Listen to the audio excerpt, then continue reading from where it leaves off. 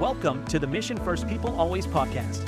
We're glad you're here. And now our host, Dr. Mike Patterson. It's Dr. Mike Patterson, your host of the Mission First People Always podcast, where we talk about what it takes to be a great leader and how to build great teams. I'm glad you're with us today. If you like what you hear on today's podcast, subscribe or follow, leave a review, tell a friend, post about it on social media, put up a billboard next to a busy interstate, wear a sandwich board on the street corner, do something to let people know we're here. Seriously, when you follow us or leave a review, it helps other people find us, and it allows us to spread the good word about good leadership and good teamwork more broadly. Let's talk about today's topic. The world is in dire need of better, more productive conversations. To support that assertion, all you have to do is turn on the news to witness people talking at each other, making accusations, and interacting in ways that in some cases are outright disrespectful and in no way respect the human dignity that people deserve. My guest today contends that we would all be better off if we had better dialogue, and I tend to agree. Today's guest is Peter Andrew Nixon, a Canadian by birth who has spent much of his professional life in Hong Kong. He is a prolific author, consultant, coach, and trainer who focuses on better communication and collaboration to address organizational challenges and differences. He says the answer is almost always found in the dialogue. He advises mainly inside organizations, but also teaches public courses at management institutes, chambers of commerce, universities, schools, and colleges all around the world, including universities in Hong Kong, McGill University in Montreal, SFU and Bishops, just a wide array of prestigious educational institutions. Peter's also appeared as a TEDx speaker. He's been on CNBC, the Discovery Channel. He's been a speaker at YPO and EO seminars. He's everywhere. He's published several books, and they're all available on Amazon. I'm excited to talk to Peter about better dialogue. Welcome to the Mission First People Always podcast, where we talk about better business results, stronger teams, more successful careers, and happier lives. Along the way, we hope to bust some biases, build some bridges, and have some fun. We're glad you're here. And now, our host, Dr. Mike Patterson. Peter Nixon, all the way from Hong Kong. Welcome to the Mission First People Always podcast. It's great to have you. Hi, Mike. Great to be in touch with you. Happy New Year. Happy New Year. We have known one another for a very long time. We're both very familiar with, and we've used the SDI with clients with great effect for years and years and years. So we have a lot in common. And I had a chance to meet your son recently in Montreal. So that kind of brought us back into connection, and I'm excited to have this conversation with you today. Yes, likewise. Love my son, love the SDI, and love talking to people like you that have all this leadership experience. Great. Well, let's jump in. The title of this episode is The Answer is in the Dialogue, and that's obviously your tagline. You've used that for years. And so as we begin our conversation, tell us what that means. Why is that statement so important to you? Interesting question. What I found, and this goes back to my work in negotiation, I found that people used to come to the table and work things out. They talk about it, they'd be in conflict sometimes, but they were able to speak and listen and work things out. And as we became more digitally connected, we seemed to lose the practice of just sitting around the table and talking. And so when we needed to talk, we either didn't do it well, or we didn't recognize that we needed to talk, in person. And so conflicts have escalated ever since. And so my tagline, that the solution is in the dialogue, or the answer is in the dialogue, is just a reminder that people need to get together and talk. You don't need to get together face to face. Now we have Zoom and great technology that brings people together. But if you can see each other, it's better than not being able to see each other.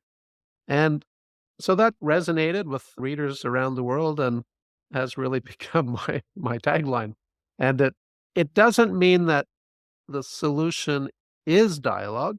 It means that if you are engaging in dialogue or conversation, the solution will reveal itself to you. In fact, I do believe the solution is always there, and our job as leaders is to create the conditions for the solution to reveal itself to us.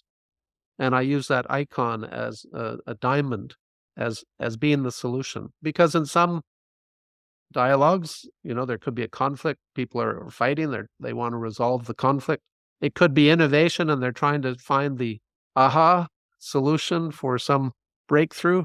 Or it could be something's changed at work, and they're trying to figure out how to go forward or how to make things more effective or more efficient. And that requires dialogue. So it's kind of simple, but it seems so simple that it was a reminder that resonated around the world and has taken me all over the world sharing that basic premise with leaders. And so when we share the premise, we get into specific skills and some of the attributes of dialogue that are very important. It's certainly a great launch pad for a lot of the great insights you share with people. Now, I'm curious, is in your view, is dialogue different from communication? How would you discern those differences, or is it the same thing? Oh, another great question.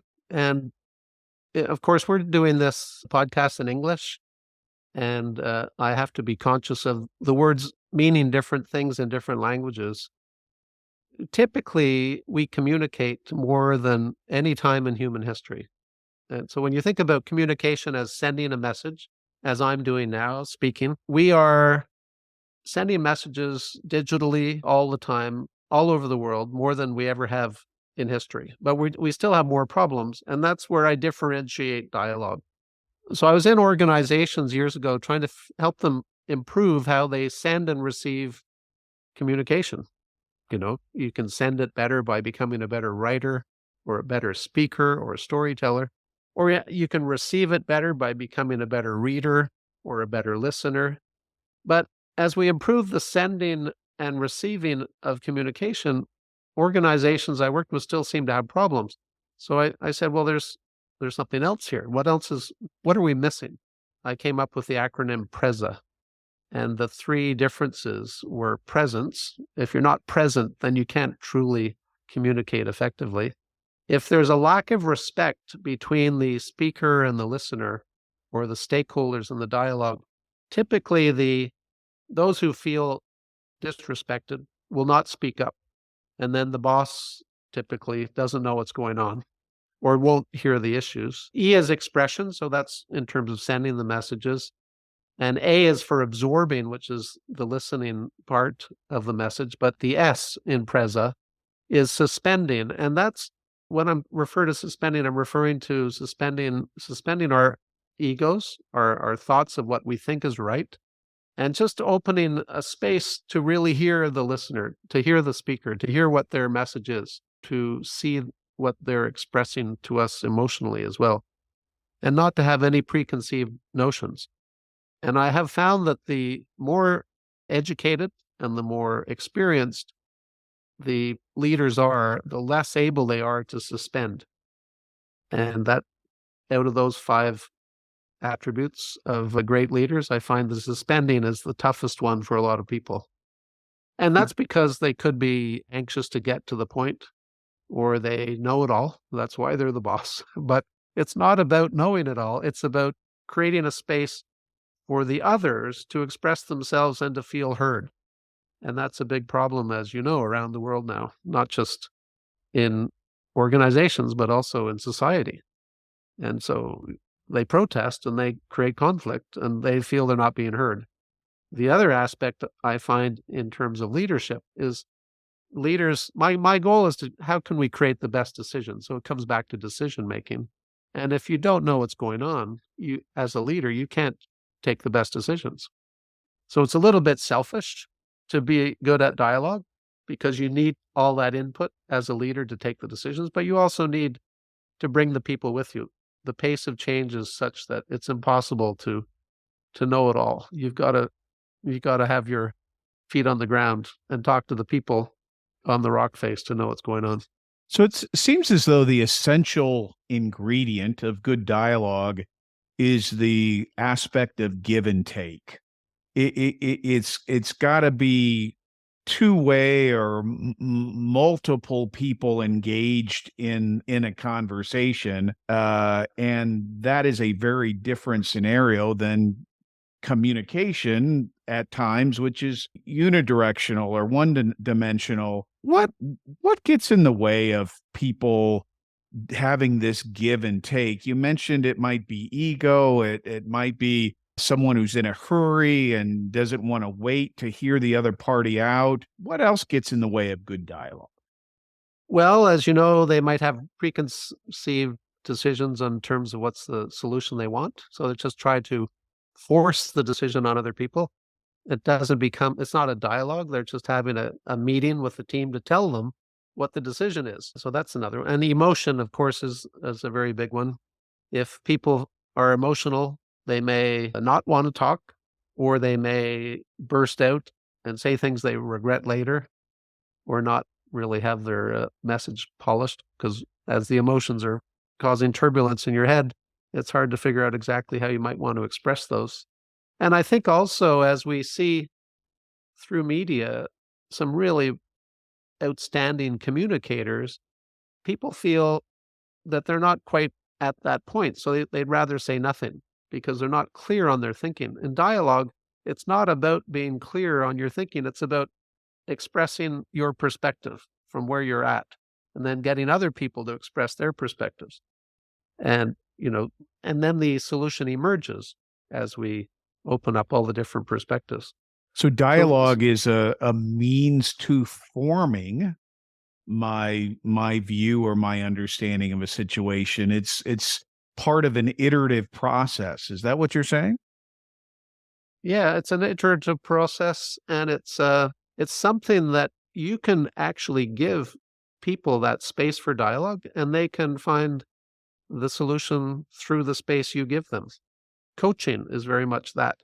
The coachee basically thinks and answers questions, and through that space the coach is giving the coachee, you're revealing a space for them to start to figure it out. Because when you have to speak to your thoughts and emotions and make some sense of it to somebody, that helps to shape that solution.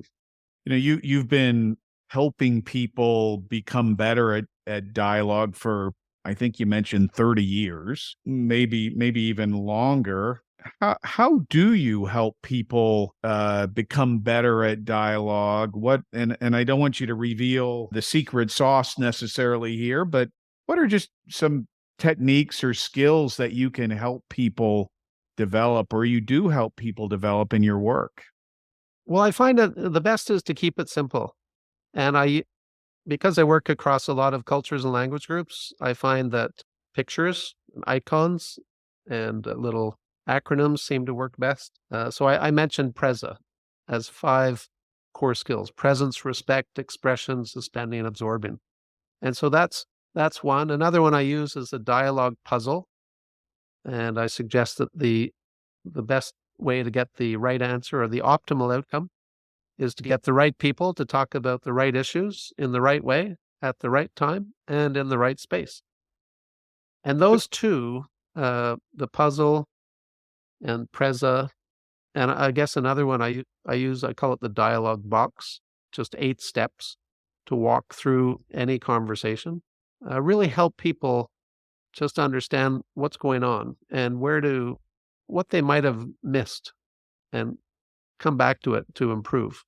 And the heart of it is a lot of listening and asking questions, but also creating the conditions for that solution to reveal itself. So in terms of time and space, what's the best place to meet the people? And what's the best time? And how do you want to set up that safe space so that they're actually talking to you and revealing? And should you be the one asking the questions, or should you use a mediator or somebody, a neutral party to ask? Or, for In example, so sometimes I'm training on those skills. Sometimes I'm teaching those skills, and sometimes I'm actually doing the facilitating myself. But when I facilitate, I still teach the skills. So I want the participants to feel like they're solving their own problems. And that's what we actually do in the workshops. We solve their problems. I don't do cases theory or anything like that. I ask them to bring their scenarios, their actual live scenarios, to the workshops or the Zoom meeting or wherever we are. I ask them to describe, back to the puzzle, who are the stakeholders? What are the issues? How do you plan to get the optimal outcome? What is the optimal outcome you'd like to achieve? And how do you plan to manage the time and space in terms of deadlines and local cultures and venues and that sort of thing? So I find in terms of learning transfer, keep it simple, give them something that really works, and I keep tweaking it. So over 30 years, if it worked, I improved it. If it didn't work, I threw it out and I kept trying new things.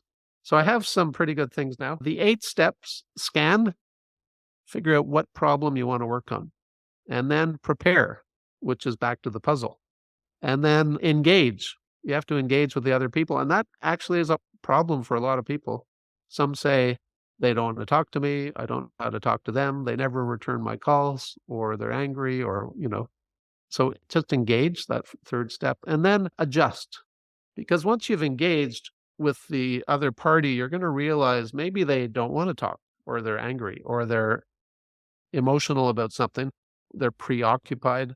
You have to adjust. You can't just barge into their life and expect that your problems are going to become their interest and their topic of dialogue.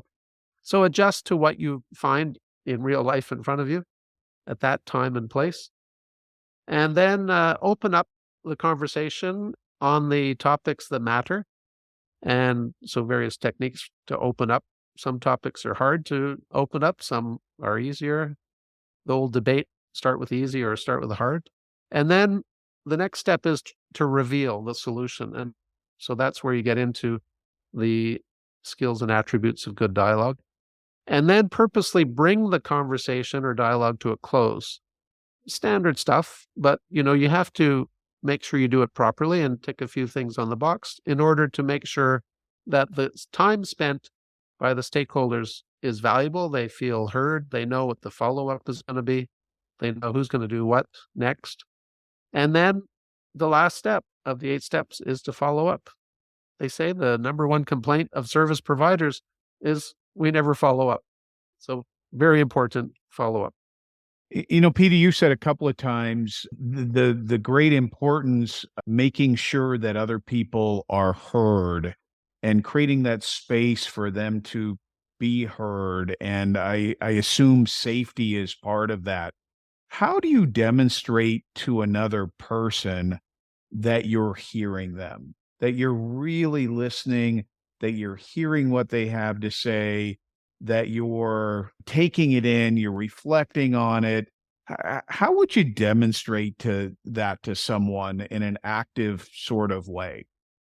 Well, I do a few things, and I think I've got better at it over time. I don't think I started out particularly good at it. I started out life as an auditor with a big firm, and auditors have to ask questions. So I was good at asking questions, but I wasn't necessarily very good at showing empathy with financial controllers when we exposed their mistakes. and so I that was my area to learn. We all have something to learn, and I find the SDI has helped a lot in helping people, recognize what aspects can they improve upon in order to have all the strengths needed to connect. So I think one thing I do is I write down what people say. I use the same words back. You asked how to demonstrate that you're really listening. Well, I wrote that down. I use those words back. So that technique of active listening. But I've studied compassion for a long time to become better at it. And I think with my travels, I have become better at it. And I really feel compassion for people who are going through challenging situations. They might be incredibly ambitious and not recognize that they're walking on other people's careers and lives and egos. They could be professionally challenged and, worried they're going to lose their jobs because of mistakes they've made, like the financial controllers, where we pointed out mistakes they'd made. I was a young buck. I thought, oh, I'm finding mistakes, I'll get promoted. I didn't think much about them. They're going to get fired for making huge, expensive mistakes. And now I'm the other way around. And I find when I bring that strength into my dialogue, I learn a lot. And I'm also very transparent. I don't try to hide anything. I have no agenda except to achieve the optimal outcome for all the people involved, because I don't think we're going to get out of this scenario we find ourselves in living together on this planet unless we all work together. And so that's very much my approach. So I think one of the challenges is helping leaders, put their own agenda aside to focus on the people in front of them. One of the great mentors I worked with in negotiation, he always said, whose needs are being addressed? And if you want to be successful, you have to focus on the needs of the other party, not on your own needs. Peter, how important is it to articulate that upfront and clearly to the person you're in dialogue with? Here's what's important to me, that we get the best possible outcome. I'm setting my agenda aside. Is it helpful just to state that and put that on the table? And how do we get people to believe that? That's a good question. I don't start there. I don't, in the corporate client world that I work in, or even in the public sector world or the NGO world, everyone's got an agenda. And so I start very much trying to understand what's their agenda. Where are they coming from? What's their priority? What are their number one issues? And when I'm working with them, I say, my goal is to help you achieve your goals. What are your goals? So I ask them, and I ask them to expand on those. And then I help them understand, in order to achieve the optimal outcome, you can't only focus on yourself. You've got to focus on the needs of the other party or the other parties. And then I ask them, what do they know about the needs of the other parties? And very often, they don't know very much about the other party. So I actually help them go through it. So that's a little bit different than, stating up front, because I don't find myself working in very many scenarios where it's necessarily friendly. It's more very focused on getting what I want. So that's where I start. But I've had a few clients over the years who have hired me to only get what they want and totally disregard the other party. And when they realize, that's not the type of work that I do, I try to achieve the optimal outcome, not what's best for you, but what's best for you and the other party. Then they start to lose interest, because they're trying to find tactics how to completely undermine the other side, and that's not me. That's not my philosophy. So how do we deal with bullies or an authoritarian kind of leader who has all the answers? They feel there's no need to listen. Let me just tell you what needs to happen. Doesn't it take two to tango when it comes to dialogue? And what if that other person is really not interested? Well, Mike, I have to clarify the role that I would play in this conversation. So if I'm brought in to advise the bully, I would, one-on-one with the bully, explain to them that they're a bully and the other side is going to walk away and your behavior is going to cause you more problems. When I was a new consultant, I was afraid of doing that, and I made mistakes, and the bullies made the mistakes that they threatened to make and ruin the organization. So now, as a consultant, and it's been a long time since I learned that lesson, I will put my consultancy on the line, and I'll tell them the truth. I'll say, based on my experience, you're making huge mistakes and it's going to cost you dearly. And if you never want to hire me again, I'm okay with that. But you're not hearing this from your people. You're only going to hear it from me. And if you want to continue, I'll work with you, but I have to be honest with you. That role as a consultant is really important. So I encourage consultants listening, play that role. It's so important. You know when you're in that situation. But if you are the bully, remember the heart of the dialogue puzzle is optimal outcome, and that is Nobel-winning economics. The best outcome is when you get what you want and they get what they want, and you leave nothing else on the table. So Nash's governing dynamics suggests that the optimal outcome is when no single party can get more without another party losing something. In other words, that means they have to get something too. And so, bullies have to recognize you want to be bullied, but it's going to pay a price if you're not accommodating the other side. What and happened? If you are the bullied person, that's a different role altogether. Yeah, that's where I was going next. Well, let me throw the question back. So good dialogue comes with questions. So how would you incorporate the SDI into that question? I think what we've learned about dealing with people who are in conflict is I would want to know if they are in conflict, or perhaps I might think about whether they are overdoing some of their strengths, or what is driving that behavior that they're manifesting that I'm experiencing from them. Is there any positive intent there? Where are they coming from? I would need to be on guard from my perspective on being triggered into conflict. And if I'm triggered into conflict, am I going to a defensive position where I'm not willing to be forthcoming and to offer my viewpoint, or am I asserting my perspective to the point where that's not helpful? Or do I start to cave and make concessions and accommodate to the point where I'm not effective? So there's probably lots of things I would be going through, but my biggest fear would be, me being triggered into conflict. And the reason I ask is because I have found over the years the SDI conflict sequence is, for me, the most revealing tool that I've been able to find and work with that helps people around the world understand the challenges that they're facing when they feel that they are being pushed maybe to make concessions. That could be bullied, but sometimes you don't necessarily feel bullied. You just feel like you're surrendering more than you're getting. So you feel over time like you're not really winning. And I have found that the conflict sequence with the SDI is very revealing. Now, one of the things I do differently than the guys at Core Strengths is I place a lot of emphasis on what I call stage 0 to stage 1. So stage 1 is your first reaction in conflict, but stage 0 is where you're feeling good. But I find the transition from stage 0 MVS to stage 1 to be extremely revealing as it plays out. And so the reason I asked you the question is because I answer it in a similar way.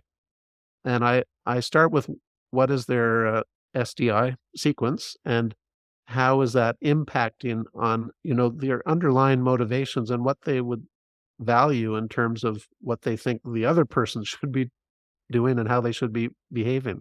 But I link it back to the optimal outcomes, because we all have our strengths and weaknesses.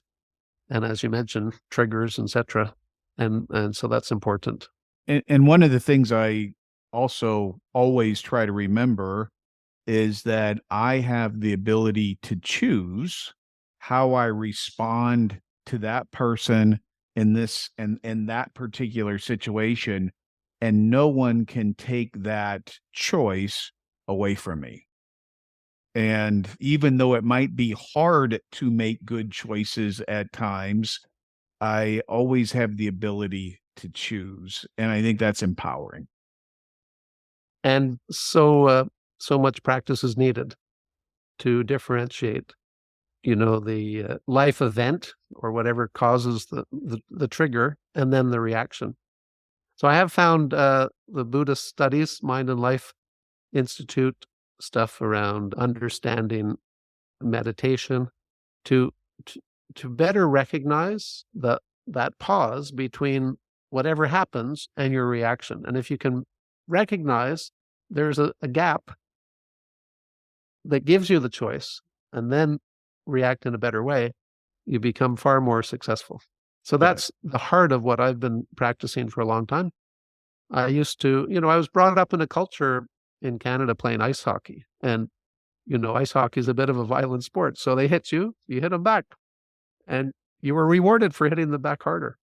But you transpose that same behavior into the corporate world, you realize, well, that's not always the best thing to do, is it? It doesn't achieve the optimal outcome. In fact, it can sometimes leave you a lot worse off. Be present in that pause and to choose a better reaction. That's a lot of learning. And I think that's a great area for learning in the corporate world, but also in schools nowadays. Yeah. Isn't it, or wasn't it Viktor Frankl who said between stimulus and response, there's a space, and in that space lies our freedom and our growth and all the good things that can happen in that space if we use it wisely. And I think that's what you're talking about. That's beautiful. So, Peter, one of the things that you are known for is your expertise around sort of cross-cultural differences and negotiation and doing business in Asia. And I know you've written a book about that. So could you speak to a little bit, I mean, just in general terms, and it might inspire someone listening to want to dig in and get the book and learn more. But what are some of the things we should be aware of when we're dealing cross-culturally with someone? You've spent much of your career in Asia. What have you learned about doing business in Asia, negotiating, having dialogue with people over there? What can you share with us? One of my favorite expressions is body language never stops talking. And when you work in Asia, you become very adept at looking for and reading the body language. In Latin culture, South American culture, Brazilian culture, very expressive cultures, or very emotive cultures, they will react and you will know their reaction. They'll probably tell you without even asking. But in Asia, especially in North Asia, more so, Japanese culture and some respects Chinese culture, they have been taught to kind of have a stone face. But if you're really looking, you will see a glimpse of their response. And that will give you a chance to reflect back on what you saw and ask a question. So, for example, if you ask, what do you think about the project we have planned for the coming year? And you look at the team, and the team, they're all Asian, and they all look a little doubtful. That tells you a few things. It tells you maybe they don't want to be the first to speak, because that's part of the cultural response. Maybe they don't like your idea, because that's part of the response. Maybe they don't know their colleagues' responses and they don't want to be different than the group. Those are three very typical cultural responses. And so then, as a Western leader, I would express the strengths and weaknesses of the plan and ask people what do they think. So I'm inserting into the conversation some of the unspoken things that were already perhaps in their head. And then I would try again and see what they say. And if I still had silence, then I would go a further step and I would pick one and say, if you were to comment on one of the things I've just listed, which one do you think is most important for us to explore? So it gives them a safe opening to open up. Isn't hierarchy so important there? And it's a matter of respect. I believe that people are deferential to their elders and people who hold a higher position in the organization. I would think you have to work extra hard to overcome some of those differences and really, and this is what you just said, really invite their input and pray that you actually get there. Yeah, very important. I'm talking to an organization right now. They want to do top to bottom around the world, but they're 90% based in Asia. They're a big UK outfit. We will slice the organization vertically, and we'll do groups, and we'll let them talk.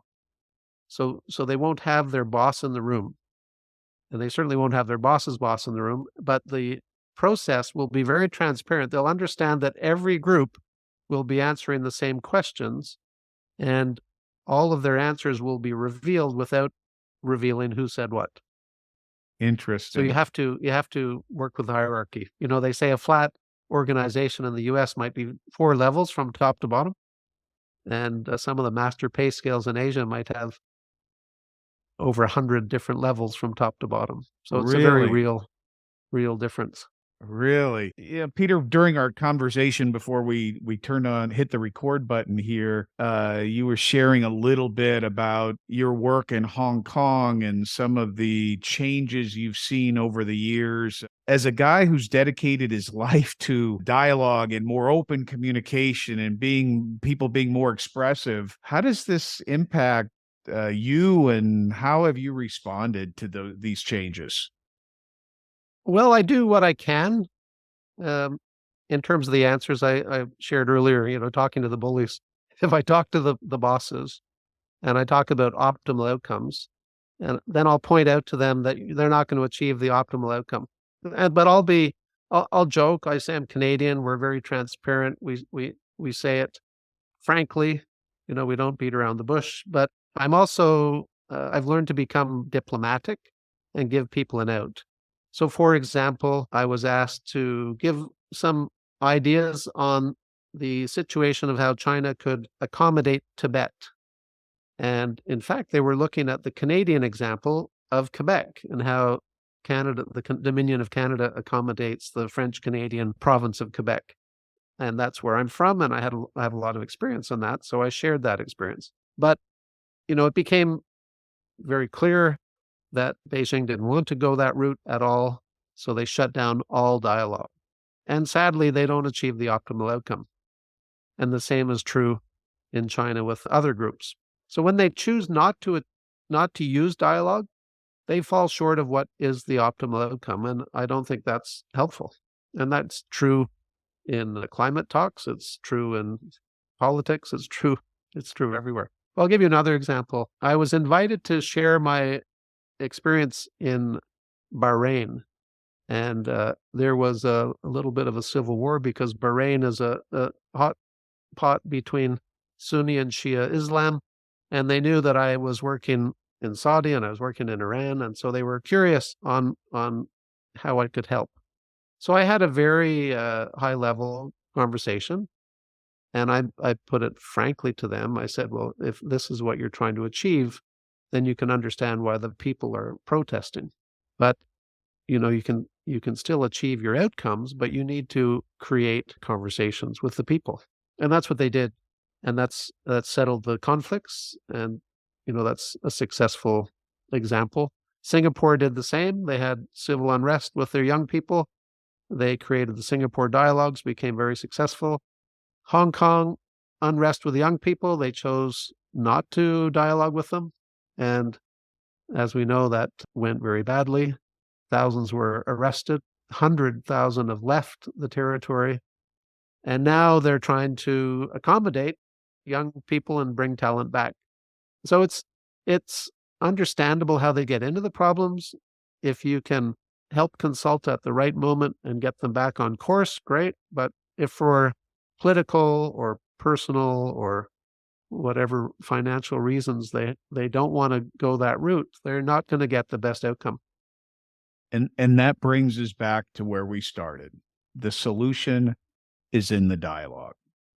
If there's one simple piece of advice, word of encouragement that you might give to our listeners today, and we've got listeners all around the world, what's one thing that they could begin doing right away that would help them to become more effective leaders, more effective managers, more effective team members?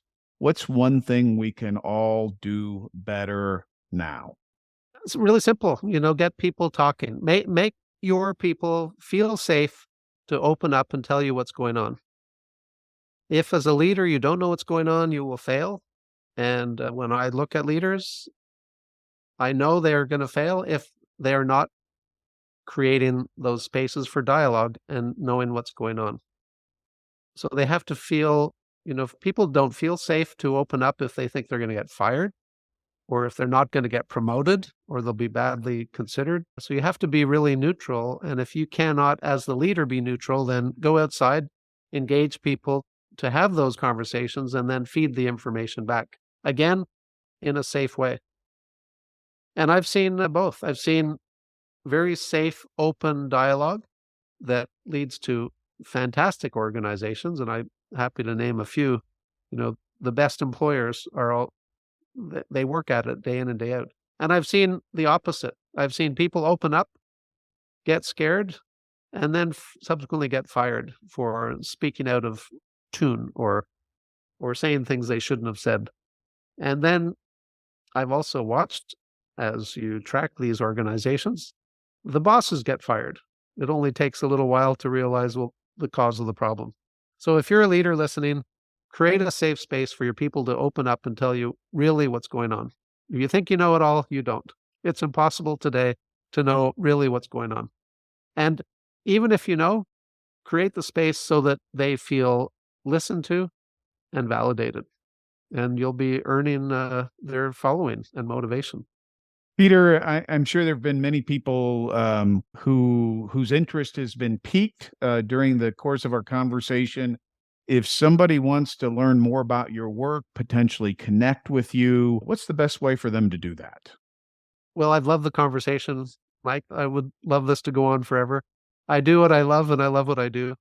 And it's pretty much all summarized. All the social media links or everything's on my website, potentialdialog.com. And that's dialogue with a UE at the end, potentialdialog.com.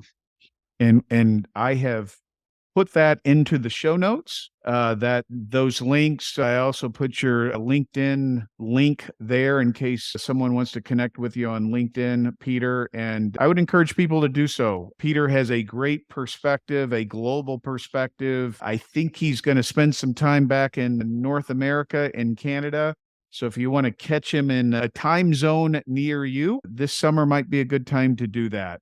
Peter, thanks for being a great guest on the Mission First, People Always podcast. I, for one, think more people talking with each other and actively listening without judgment and with a great deal more curiosity would go a long way in helping us solve some of the world's most pressing problems. And if you are listening and you like what you've heard today, leave a review. It will help other people find us. Tell a friend, subscribe. I do this podcast for one reason, and that's to help leaders lead more effectively and build stronger teams. So getting the good word out about good leadership is really important to me. So until next time. Thanks for listening. We hope you enjoyed today's episode. If you want to create a stronger, more people-centric and empowered culture for your organization, visit drmikepatterson.com.